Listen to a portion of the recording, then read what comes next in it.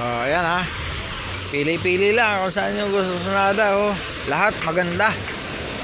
Pipili lang ng lugar na pag-i-stayhan para masaya. Oh. Ang mga presyo nito para parehas lang. Ayan. Oh, hanggang doon yan sa dulo. Doon kami sa dulo na yun sa kabila ang ano, nakuha naming ano, ayun lang oh, tanaw na yung pwesto namin.